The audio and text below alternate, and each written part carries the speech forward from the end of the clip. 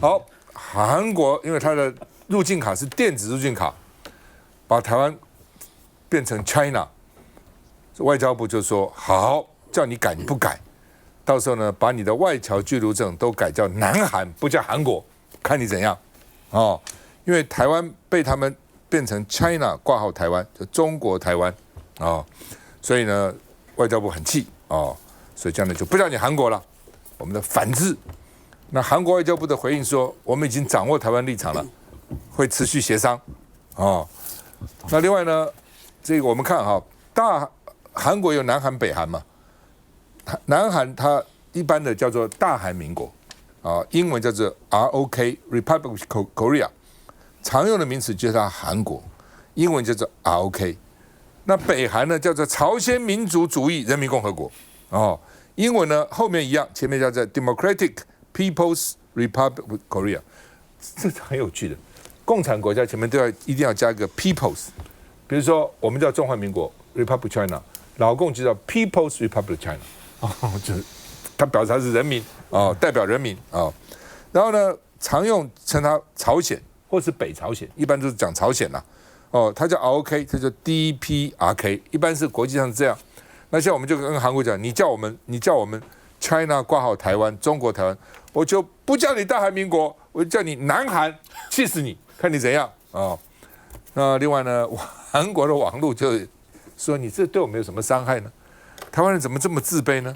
这么小气呢？哦，等等，反正韩国人的网友大概就不爽啊、哦。那另外呢，这个说，好吧，你要写的话，干脆叫我们南朝鲜，我们才生气。因为北韩叫北朝鲜，改成南韩我们不会生气。我们本来就有南韩啊，也没错啊，哦，好吧，我们看一下。哎，你知道台湾GD 是谁吗？外交部长林佳龙的手比了自己，质询现场哄堂大笑。您对韩国应该很了解，也很友善才对。对我很多好朋友。从今天开始，我们要如何来称呼韩国嘞？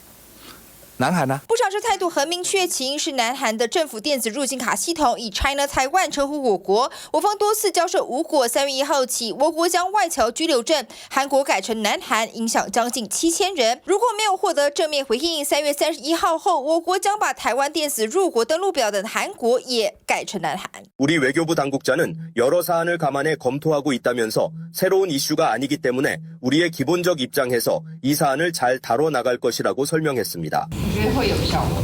我相信会有一些效果。我们也给对方时间，就对我们打击是没那么大的。那你们帮我们写大韩民国，那是最好的，就是我们很开心。美国签证还是一些国家签证用 South Korea。受访的南韩人有些疑惑，指出南韩的入境系统称呼香港或澳门用的是 China PR Hong Kong 或 Macau， 很明确指出是中华人民共和国，但台湾栏目并未提及中共政权。来，领导。其实我觉得一直要逼林佳龙这个他自己承认自己是台湾的 GD， 我觉得人民也听不下去啦哈，就是说支持 GD 也会觉得3条线。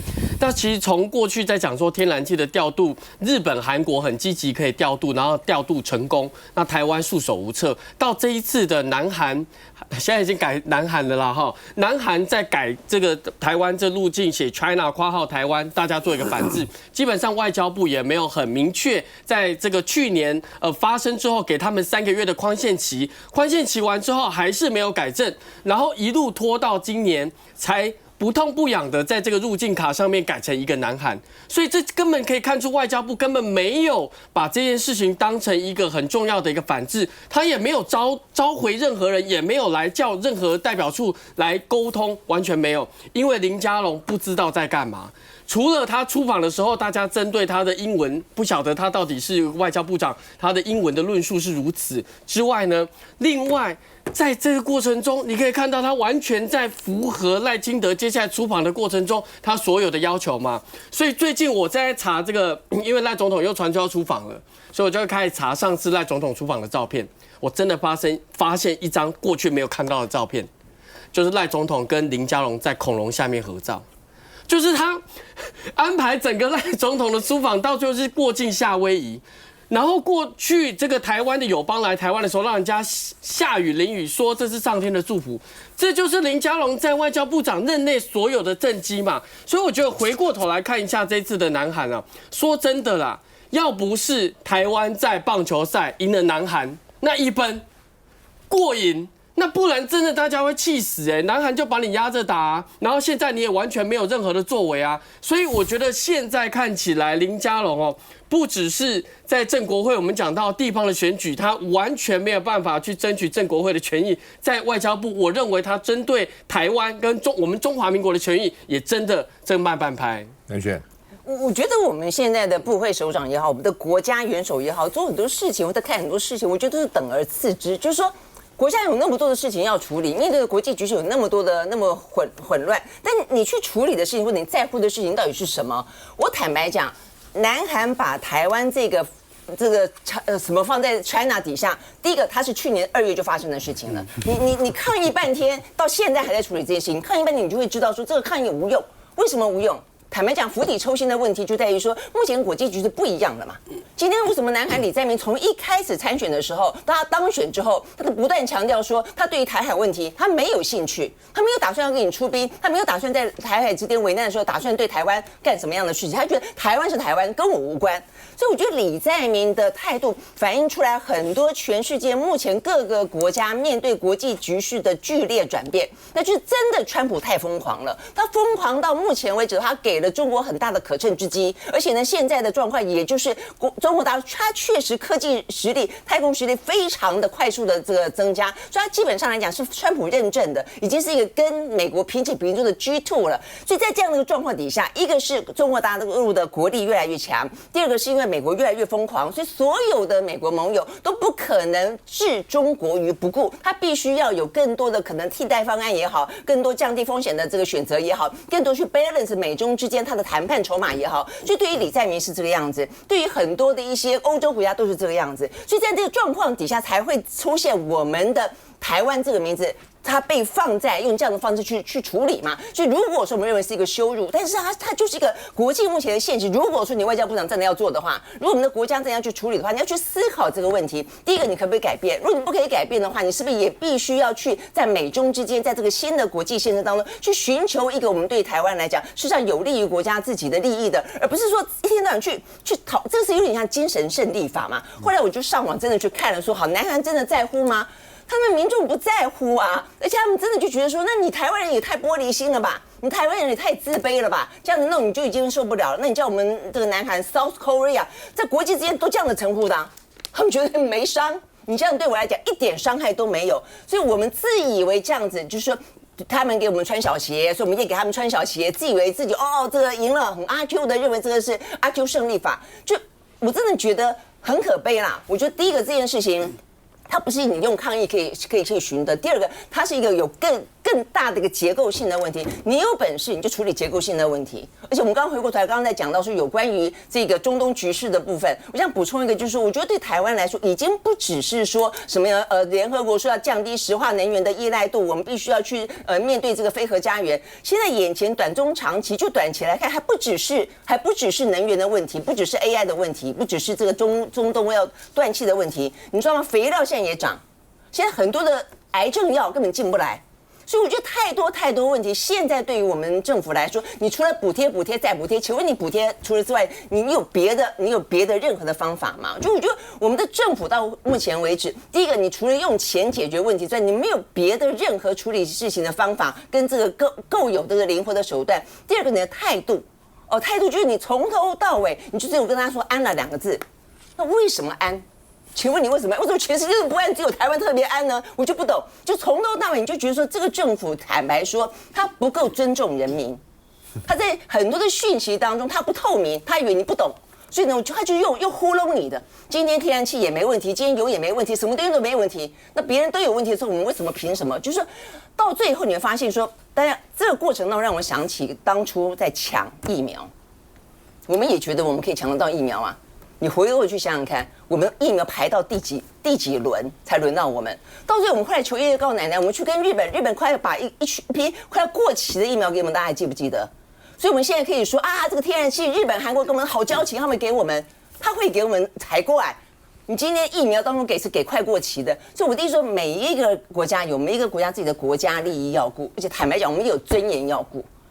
所以对我们国家来说，你用这样的方式，然后呢不断的糊弄呢，态度轻佻、不负责任，我觉得也毁了，也践踏我们尊严。而且你把台湾的老百姓看作渔民一样，而且事实上真正碰到问题的时候，没有人可以理解你为什么当初讲的这么的漂亮，到最终事实上是如此的仓皇。我觉得这就是我们政府给大家的态度啊。去一下再回来。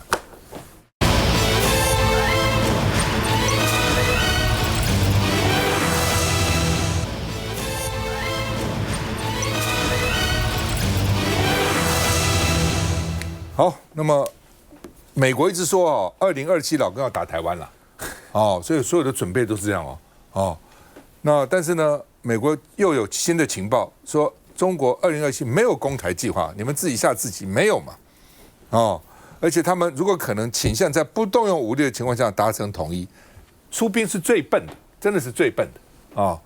那所以 Bloomberg 说呢，美国情报机构对两岸情势评估大转向。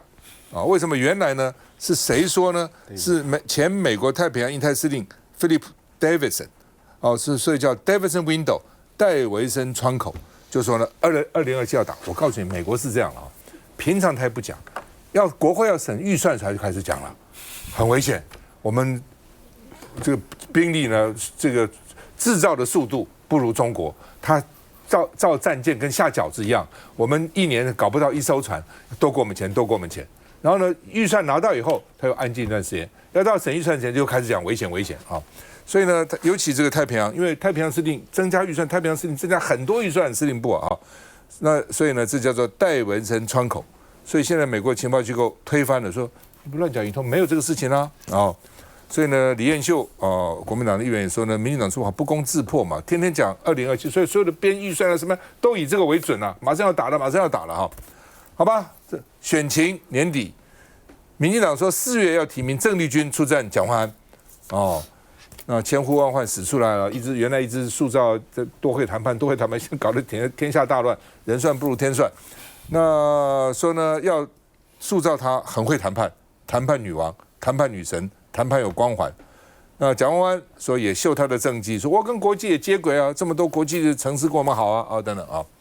那另外呢，说蒋万安是不是跟江启臣结盟？所以呢，说他们蒋万安拍的片子力挺江启臣出战台中市因为江启臣现在跟杨琼英还要比民调，这是关键时候了，3月底以前3月底以前，因为听说杨琼英说这个，反正3月底以前他就会赢了所以呢一直要等到3月底蒋万安就说呢，江启臣是好战友，是他政大的学长。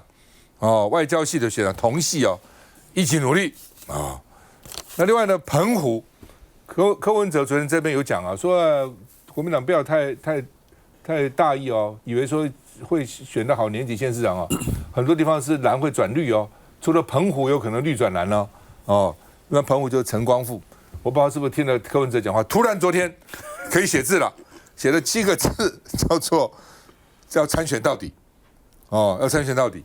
所以呢，到底怎么回事所以呢，因为原来都说重度昏迷嘛，然后突然呢说要参选到底所以会不会但是怎么选呢？到时候真的能出来，还是要打悲情牌，不知道到底怎么回事那澎湖上次本来就不应该陈光复的，上次呢为什么因为上次呢是澎湖原来的县长赖峰伟，他原来答应只做1届，所以呢当时叶竹林马公市长就让他。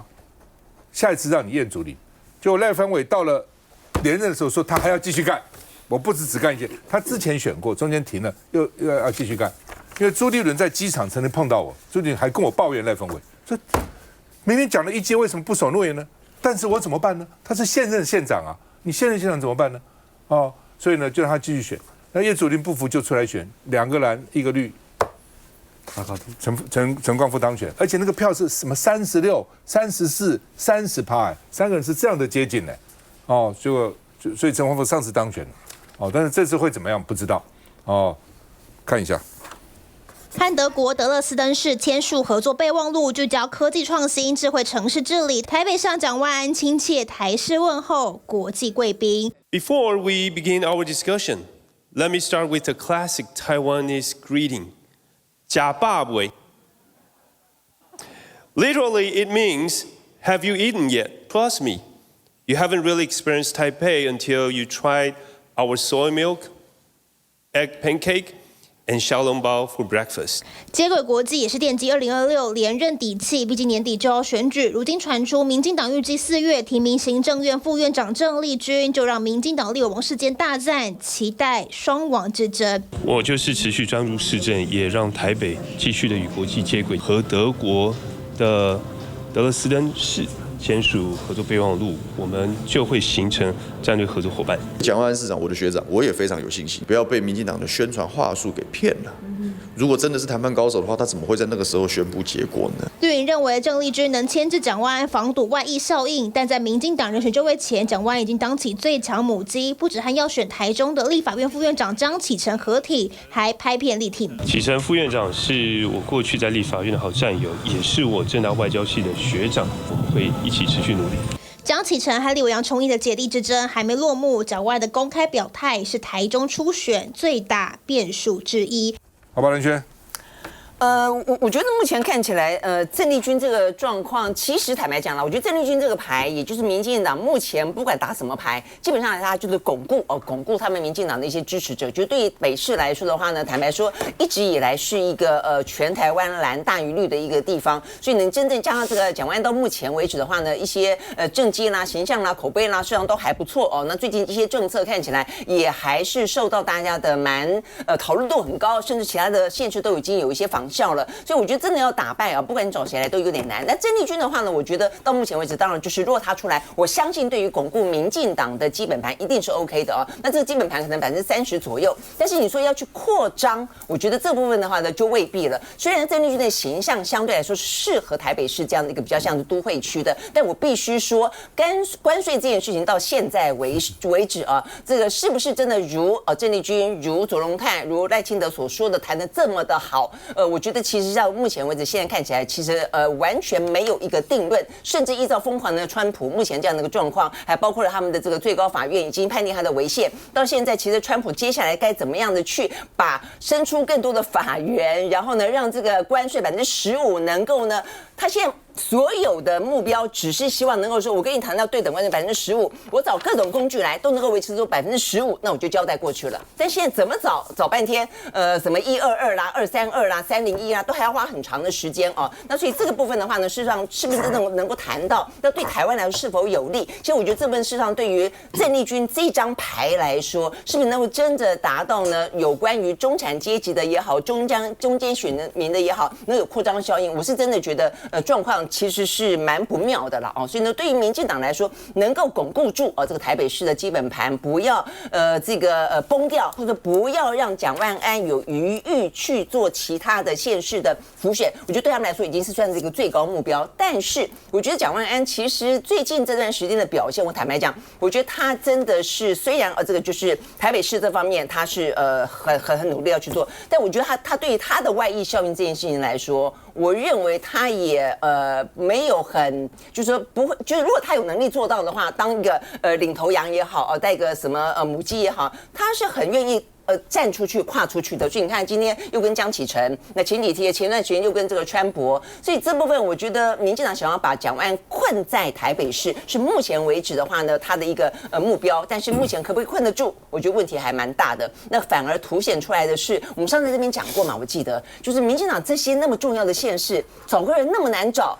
台北，我觉得对民进党来说，真的是一件非常糟糕的事情。我觉得民进党过去是以培养人才，就比起国民党来说，培养年轻人才来说，是感觉起来是让国民党觉得望之兴叹的。但现在转眼之间，我觉得民进党的人才已经出现了一个断代的一个状况了，越来越老，他的人才已经越来越老了，年轻人接不上来。我觉得这部分事实上是民进党自己要去问自己，到底出了什么事。来，孟华，台北市议员怎么看？其实我觉得郑丽君部长这个人选，其实之前讨论了非常的多次了。那当然之前呢，我觉得关税谈判呢，其实普遍上呢是得到还不错的反应。但我们也知道了，其实川普的性格呢是让这一个关税谈判，它其实呢后续的效果会怎么样，大家是有打个问号。所以呢，如果基本上我觉得，如果是正副院长出来选的话，会希望呢真的是有一个好的来把关税的事情如何来搞定，找一个台阶。但我自己来看，这正副院长的特质，大家可以知道，他其实呢就是有国际性，不管是谈判或者是他之前当文化部长的时候，其实对于台北市的文化场域的布局呢是有非常多的了解的。他也曾经提过一个叫做首都文化双轴线的计划，大家可以去想一下。那以一个女性政治来说，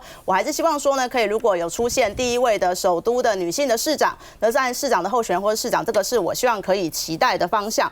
那当然看到蒋万安的动作，我会觉得说，他其实以他的动作来说，他也许会把正副院长当作是一个真的假想题啊。他刚刚看到他们画面是跟国际上面在签相关的一些签署一些 NOU， 因为这个我们作为台北市议员，当然看到说台北市可以走出去国际嘛，不要每次都只有双城论坛，可以跟更多国际的城市来办论坛，一直是我们在台北市议会不断要求蒋万安市长的。但是目前为止，我们还是只看到了双城论坛啊。那他现在呢，看到叶成正副院长有些国际相关的特质呢，需要用国际来去更加的品鼻来做一个比较。那我觉得他就是呢，觉得说也许正副院长呢是一个假想敌，会是一个对民进党来说，我觉得有利的人选。那当然，我觉得每一个政党在不同的县市的布局呢，都会有不同的困境啊。国民党现在的台中或者是到新竹县的许信盈跟陈建贤到底两方谁可以胜出呢？那后续真的可以整合成功吗？这也是不一定的。那何况彰化县的问题也是状况重重，所以我觉得每个县市、每个政党、每个县市不同的布局呢，也不能说就是民进党没有任何年轻的人才啦。不，基本上了哈，就是说，因为川普的压力，各国都承受很大的压力了。那你说郑丽君他们有没有努力？我认为他们有尽了他们全力了，你不能说他没努力了。哦，那你说谈的好不好呢？也不能说他谈的不好，但是也没他们讲的那么好。讲实话，马来西亚都想废那个条约了嘛啊，对，只是后来又受到什么压力，又说啊，现在先不讲了哈。就川普这个人变来变去啊。另外就是说，我们的谈判哦，我们的谈判可能经验还是不足。你只想到什么232，没有想到人家现在搞一个301出来。就是老美的谈判，我跟你讲，老美是很厉害的，他那个人才是很多的，你不要轻忽他。我到美国谈判过嘛，我去美国的时候，我那个当立委带了一个团，带了几个立法委员一起去，刘兴善呐，这个好几个立委，我是直接跟美国马语谈判代表面对面这样谈的。美国国会的多数党领袖、少数党领袖、参议院、众议院几个重要的这个白宫幕僚长都是谈的。哦，我就问他们国会议员嘛，我说你们那个贸易法案那么大本，那把大家都整惨，你们怎么弄出来的？他们很简单，我们就国会议员大家坐一下，助理坐旁边了，助理坐后面了，然后议员就各言而至啊。这个时候我要这样，那个我要。议员走了以后，助理就把一个法案就弄出来。他的助理的程度是这样的，很多都是律师啊，很多是检察官出身的，所以他那个谈判，你如果没有充分的准备，你那个人才如果不够，没有面面俱到，很难跟他谈的啦。哦，这个老美为什么他这种谈判什么301、232这么一堆这个压你，就是这个了。哦，那我认为郑丽君如果出来的话呢，大概在台北市可以把他基本盘顾好了，就对民进党能把基本盘顾好，其实就不错哦。那你不要忘了，现在说蒋万安，当然蒋万安现在也很努力川博啦，哦，然后呢北基桃也想联合。8年以前，国民党的为什么县市长选那么好？你们知道为什么吗？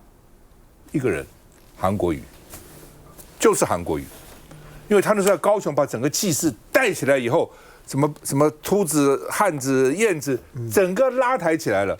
所以那个时候县市长选的国民党，可能都没想到怎么选那么好。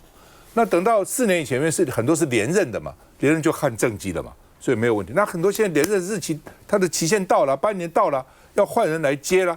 这个时候有没有那种一鼓作气，能够把整个气势拉起来？选举是看气势了，气势来了是配置莫之能御，配置莫之能御。气势不到的时候呢，那就没有那么乐观了。需要再回来。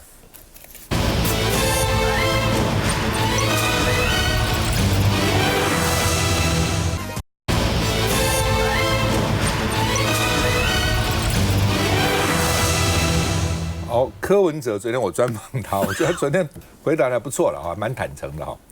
那我就问他，你2028会不会再出来啊？哦，你是不是还想选啊？哦，他就说我不能多讲，再讲就判我10年以上啊。为什么10年以上？一审只要判10年以上就没有参选资格了，就不能再选了哦。否则的话，那时间还很长，因为呢，我们的司法制度1审、2审、3审了，拖个10年8年也不稀奇了。哦，就是说，就算一审有罪，可能真的要关还很长时间。那个时候可能这个形势啊什么有改变了哈。但是呢，如果判10年，政治上就是死刑了。哦，虽然你身体不闭关，不能再选了哈。我们看一下，我只是问你个人有没有想要政治上再报复，再选一次这样？我是很看得开的，到时候再讲吧。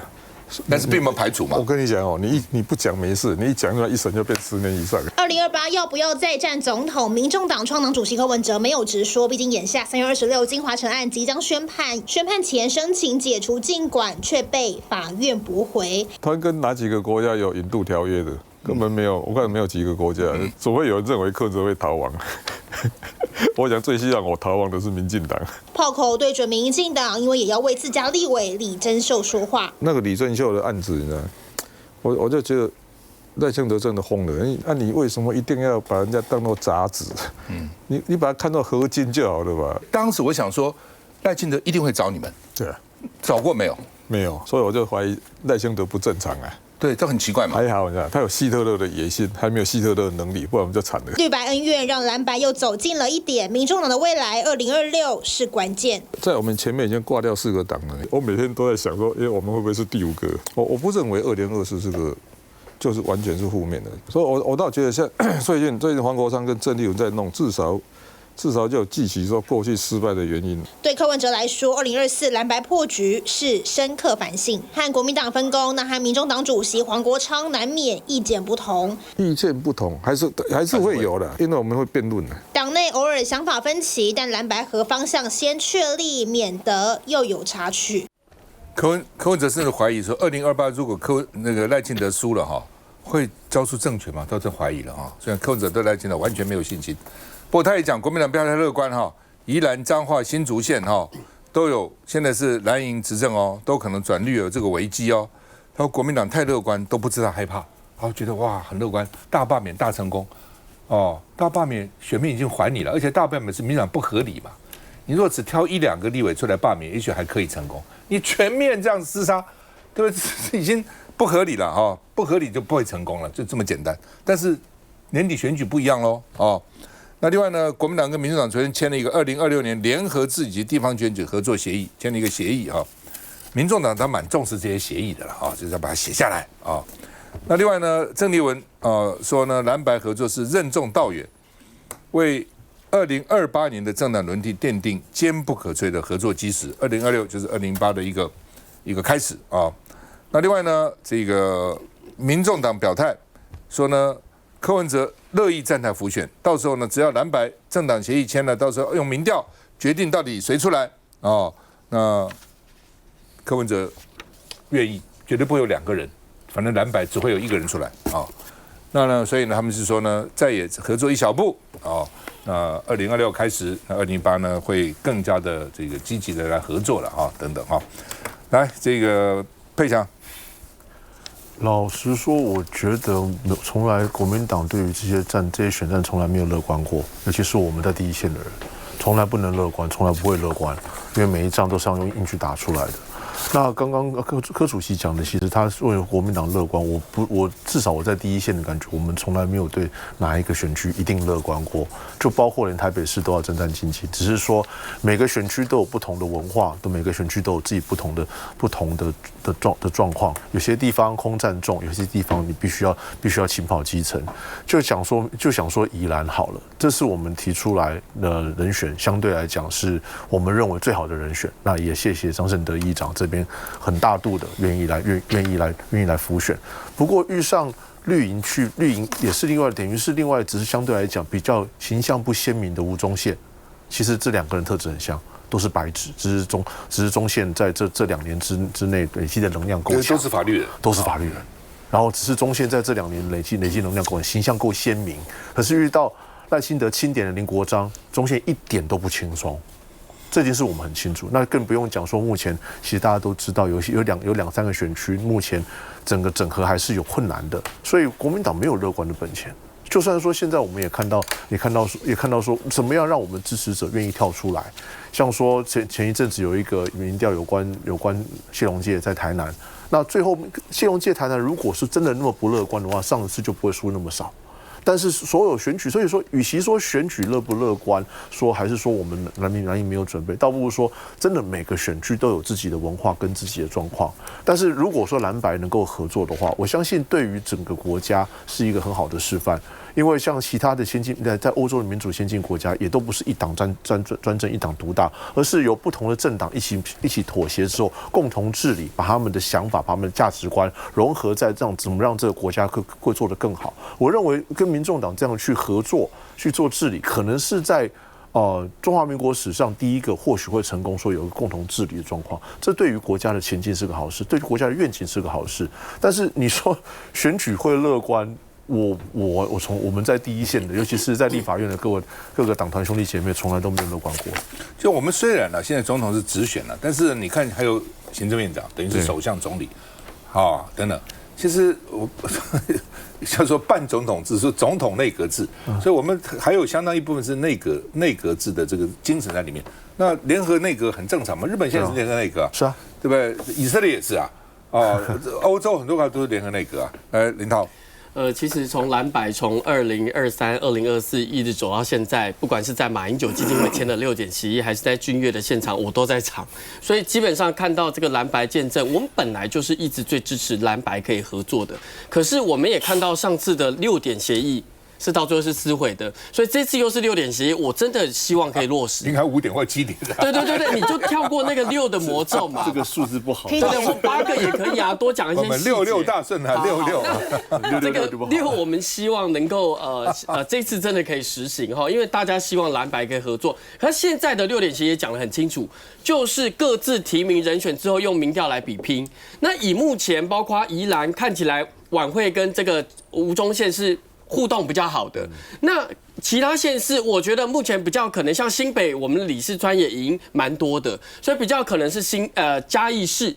嘉义市如果真的是台湾民众党的张吉凯委员在民调上大幅获胜的话，我觉得不失一个蓝白的示范区嘛，这就是一个蓝白合作的具体的实践。所以我觉得我是乐观看待这个蓝白的合作6点协议。第二个柯主席当然提到说，这个接下来司法的判决是追杀到底的。我认为确实蓝白不要觉得赖清德的司法战结束了，除了下礼拜他要这个被判决之外，国民党现在好几个县市党部上礼拜要重新接到一个新的传唤，要来查个人资料保护法，就是大罢免的内容。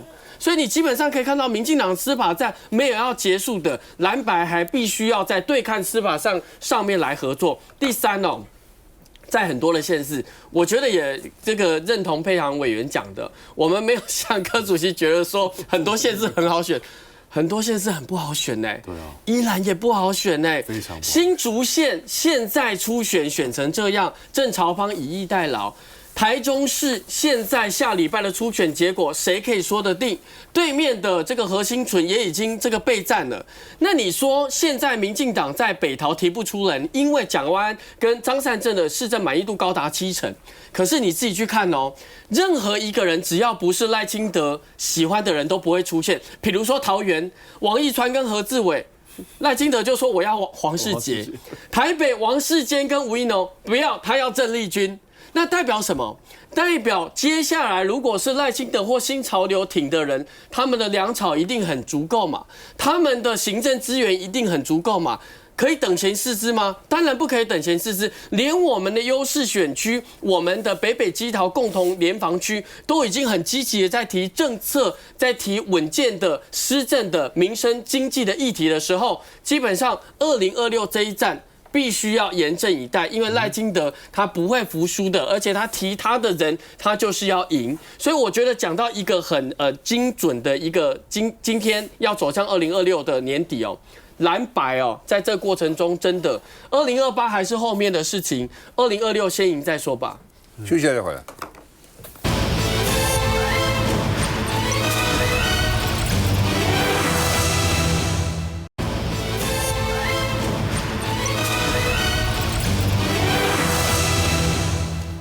随便又跑出来了不甘寂寞不知道为什么，大家看了这种天下越乱，形势越好人家就问他在翠上有账号，所以人家问说真的是你本人经营吗？陈水扁说所有发文回复都是我自己 DIY 的是我。有可能了，因为他现在没事干了，他没有什么其他的事嘛，哦，就主持个节目啊，然后做这些事，他大概很高兴哈。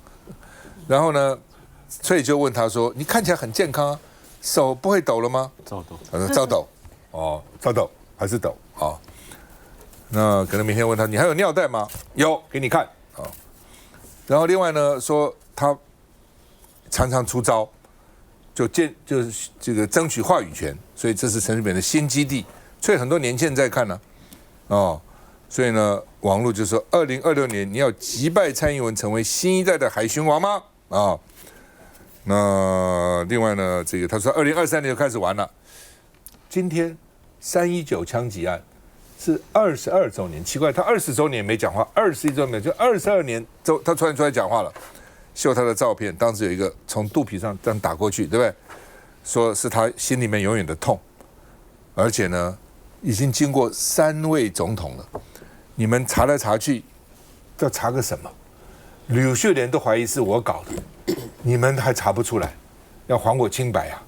哦，而吕秀莲认为是打吕秀莲的，吕秀莲是打他，为什么呢？按照我们的总统、副总统选举罢免法，副总统如果被打死了，选举照选。选举照选，总统如果被打死的，选举要暂停。所以副总统不重要性在这个看得出来。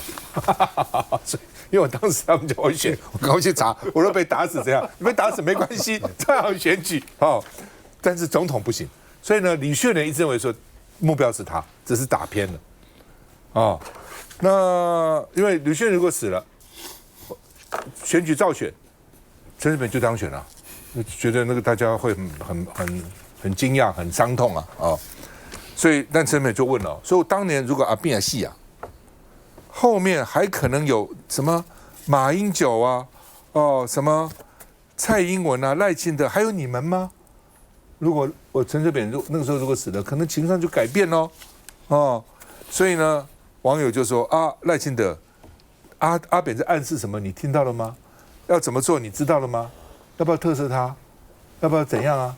要不要大赦啊？要不要特赦啊？哦，一直这样。不过陈水扁我也讲，陈水扁讲的没有道理了。为什么？因为当时哈，他说的经过3个总统，我先问你们，前一阵不是大家在讲林义雄家的血案吗？林义雄家血案比这个复杂哦。妈妈、孩子、双胞胎女儿，那么悲惨的事情，6任总统到现在，李登辉，对不对？陈水扁、马英九、蔡英文、赖清德，对不对？中间还蒋经国，因为蒋经国的时候发生6任总统，就说如果他们做这种案子，如果当时是把所有的证据通通给你消灭了，你可能都很难呐。你要这么查，哦，更何况就一枪打过去，那怎样？也抓了一个人呐，然后又是不是那个人？大家都怀什么穿黄衣服？对，陈义雄穿黄衣服的雨衣，记得吗？大家就怀疑，我都怀疑不是啊。但是怎样呢？你后来看那个票，只差1万多票啊，连宋跟他。所以如果没有这个枪击案，谁当选？真的不是陈水扁当选了。哦，但是那他现在来讲这个，来看一下。甲恁借问一个，足侪迄脆上的网友疑问就是讲，迄个账号敢是你本人？如假包换啊！当然就是我的啊，那是我的手机啊，我的账号啊，哦，你看我的红个头，对无？啊，足侪人是问讲亲自回复嘛吼。我也无助理啦，也无秘书啦，哦，啊，那都是我代 DIY 的，我亲自，哦，啊，我代看8单回，绝对不假手于他。你就孤单的，哎，啊，都无多啊，我剩1块啦。哇，梦华，你看阿扁啊，其实319枪击案呢，当初破案结案的人，其实大家都认识嘛，就是现在的新北市长侯友宜。所以我觉得阿扁总统如果真的对319枪击案这个办案的过程还有真相有疑义的话，他其实大可以找侯友宜市长去上他的这个有5棒雄碎嘛，大谈特谈嘛。那我们可以发现，其实我觉得阿扁总统他就是一直以来是个不甘寂寞人嘛。我觉得少康哥应该非常的了解，们过招过那么多次了，所以他现在呢一样还是不断的在吸引大家的注意。但是我觉得我是祝福他老人家身体健康。那其他的事情，法律上呢，我觉得还是该怎么做就怎么做。安全。他看起来，我觉得陈水扁他是看起来真的不老哎，不简单。他对，但他头发也没染，看起来精神又这么好。他说了，他跟我朋友说他没染这样。真的，据说是没有染啊，但是我觉得显然的啦，他确实是不甘寂寞了哦。但是我觉得他这个不甘寂寞，当然一个是他想要曝光，二方面你说有没有对赖清德施压的这样的一个状况，可能也有，但是我觉得有点诡异，因为319枪击已经结案了，没结案。所以他在说什么到现在还成为悬案？悬案是在大家的心里面是悬案，在吕秀莲的心里面是天大悬案。但基本上他结案了，他在2005年的8月17号结案了，正式说就结案哦，说这个陈义雄。那陈义雄的话，但后来他又这个坠海溺死，然后呢只好说因为人都死了，所以只好不起诉处分。也很诡异哈，对，也很诡异。坦白讲很诡异了啊，而且被渔网缠绕着死了。我想说是他自己缠在渔网上面这样死的吗？是自杀吗？他杀吗？但是总而言之，人就死了嘛，所以呢，其实就这个角度来看，是让您结案了，真正没结案的是他的海角7亿没结案吧？所以你真要讲结案，那请问你现在在外面爬照，那你的案子都不用继续吗？所以我觉得他这样的出来，也让大家提醒说，那你为什么还在外面跑？你说的这个案子结了。你没有，因为你在外面跑而没有结的案子，什么第2次精改啦，这个所谓的什么国务机要费的这个什么洗钱案啦，其实海角不止7亿，海角10几亿，已经还有3亿冻结在这个瑞士，都是因为你现在还在爬照，还在保外就医，所以他就没有结案嘛，没有结案这个案就不能了嘛，所以我觉得其实陈水扁有点得了便宜又卖乖了，但是他也知道民进党对他没皮条嘛。那所以他就只好吃民进党的豆腐嘛。目前看来就是这个样子啊。那至于他能够生多大的波澜，在未来的选举当中以及政治当中，我坦白讲，我认为已经不大了啦。我认为已经不大了。对于民进党来说，可能所以就只好这个佛供着，就是尽量的不要得罪他，不要有太多问题出来，就这样子了吧，就相安无事吧。只要他这个所谓的相安无事，对于台湾的司法永远是一个污点。提醒大家说，怎么会有一个总统？他的案子还在那个地方，他却可以在外面如此之逍遥。大概因为外面对这个案子始终是打个问号，就319了。所以陈水扁说你们如果没有证据，他的目的是说赶快结案算了啦，不要让此案持续成为闲案了。他决定把它结算了。在法律上已经结了呀。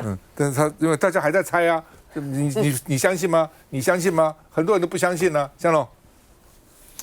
台湾总统民选从李登辉开始到现在的赖清德，一共5任总统。5任总统里面呢，其实陈水扁保有2个唯一，一个唯一就是他是唯一去坐牢的，其他的4任总统到现在为止都没有事都全身而退，包括赖清德现在在任上。第二个就是说5任总统里面唯一有第2代从政的也是陈水扁。即使是李登辉也没有，马英九、蔡英文到赖清德大概都不会有，所以因为他坐牢，所以现在呢，他仍然有很多要为自己翻案的欲望，因为他孩子也从政，他对政治上面仍然有欲望。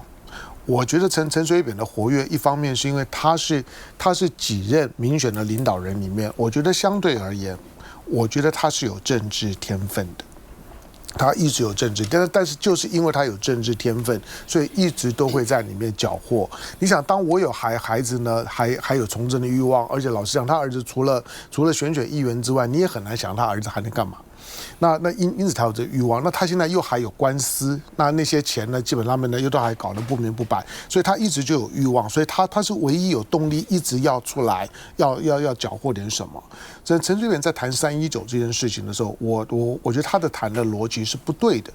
如果319那事件，如果他真的怎么样了，搞不好呢，他的名声会比现在好很多。之后的这些扁家弊案呢，还不会这样的大爆发，就是因为他当选了，所以之后的扁家弊案爆发，才会有今天的事情。福祸是很难料的，刀天之幸都不见得有好的下场。如果自己不珍重的话，来，那个刚才文化不是在讲说这个老人家不甘寂寞嘛？那确实可以看他已经踩了很多次红线嘛。上次的那个电视不是要开一个节目给他，后来被勒令说你敢开，我就把你关回去。所以他现在改为去社群去Twitter上面开一个账号，再来测一次又一次，你可以看到这个长辈还在进化。可以讲。我觉得该翻页的人